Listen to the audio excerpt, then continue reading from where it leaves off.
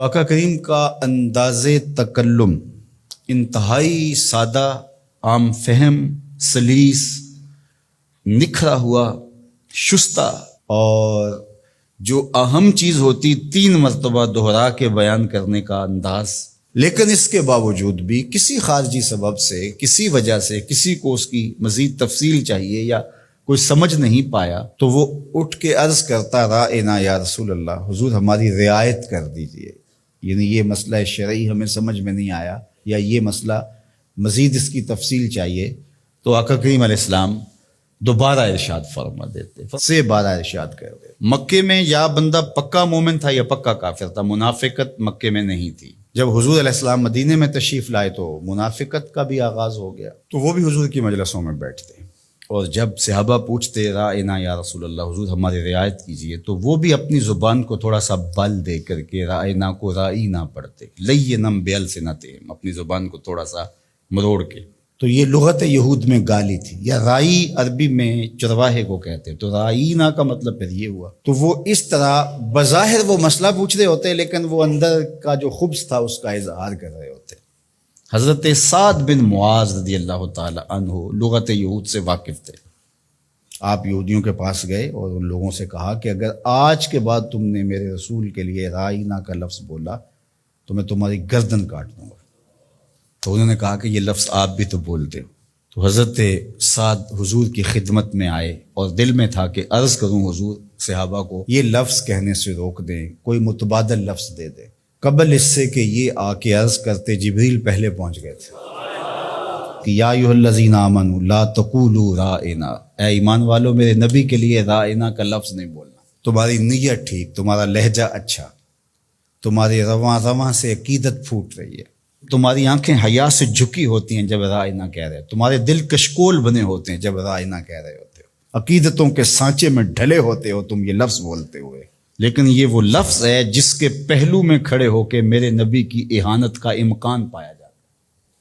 اگرچہ تم اس لفظ کو اچھی نیت سے بھی بولو، دوسرا معنی تمہیں ملحوظ بھی نہ ہو، میں پھر بھی گوارا نہیں کرتا کہ میرے نبی کے لیے وہ لفظ بولا جائے۔ آج کے بعد تم نے میرے نبی علیہ السلام کے لیے رائنا کا لفظ نہیں بولنا۔ مالک کوئی اور لفظ بولیں گے تو لوگ اس لفظ کو بھی اپنے مفہوم کے لیے اور اپنے خبث باطن کے لیے استعمال کرنے لگ جائیں گے۔ تو کہا نہیں، اس کا متبادل ایسا لفظ دے رہا ہوں، قیامت تو آ سکتی ہے، کسی منافق کی بولی نہیں ہو سکتی۔ وہ لفظ کیا ہے؟ وَقُولُ انظُرْنَا، عرض کرو آقا ہم پہ نظر کرم کیجئے۔ وَقُولُ انظُرْنَا، حضور بس ایک نظر کر چھوڑو، سارے مسئلے حل ہو جائے۔ اور ابو ہریرہ نے کہا کہ انی اسمع منک حدیثا کثیرا، بڑی حدیثیں سنتا ہوں حضور، یاد نہیں رہتی، کوئی نظر کرم کیجئے۔ فرمایا ابسط رداک یا ابا، اچھا پھر چادر بچھاؤ۔ تو انہوں نے چادر بچھائی تو حضور نے ایسے فضا سے کچھ لیا اور ایسے ڈال دیا، کہا اس کو سمیٹو اور سینے سے جوڑ لو، کہا اس کے بعد میں نہیں کبھی بھولا۔ یہ ہے وہ انظرنا کا حقیقی مفہوم۔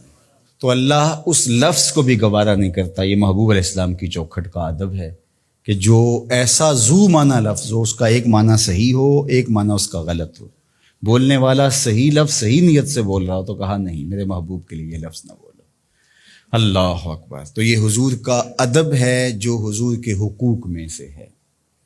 ادب کو ملحوظ رکھنے والوں نے تو کمال ہی کر دی۔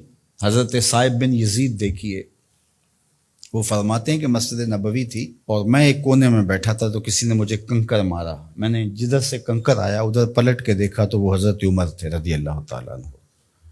تو میں اٹھ کے ان کے پاس چلا گیا، تو وہ فرمانے لگے وہ جو 2 لوگ باتیں کر رہے ہیں ان کو ذرا بلا کے لاؤ۔ تو میں گیا اور ان کو بلا کے حضرت عمر کے پاس لے گیا۔ تو حضرت عمر نے ان سے پوچھا تم کہاں کے رہنے والے؟ انہوں نے کہا جی طائف کے رہنے والے۔ تو حضرت عمر فرمانے لگے تم اگر اس شہر کے رہنے والے ہوتے میں تمہیں سزا دیتا، تم بلند آواز سے بول رہے ہو، جانتے نہیں یہ مسجد رسول اللہ کی ہے۔ ادب سکھایا، تمہاری آواز بھی اونچی نہیں ہونی چاہیے۔ اور یہ حضور کی حیات طیبہ میں بھی اور روضہ رسول پر بھی یہ ادب امت کے اوپر لازم ہے۔ مجھے بڑا دکھ ہوتا ہے جب وہاں جا کے لوگ بدتمیزیاں کرتے ہیں۔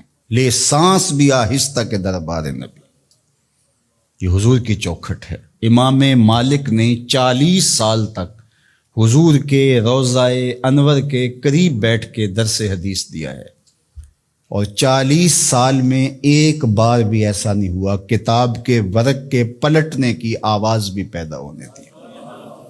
یہ حضور کا ادب ہے کہ اپنی آوازوں کو بھی پست رکھا جائے، اپنے لہجوں کو بھی کنٹرول کیا جائے، اور وہ انداز اختیار نہ کیا جائے جو عامیانہ پن سے جڑا ہوا ہو۔ عامیانہ پن سے مخاطبت نہ کی جائے رسول کریم صلی اللہ علیہ وسلم سے۔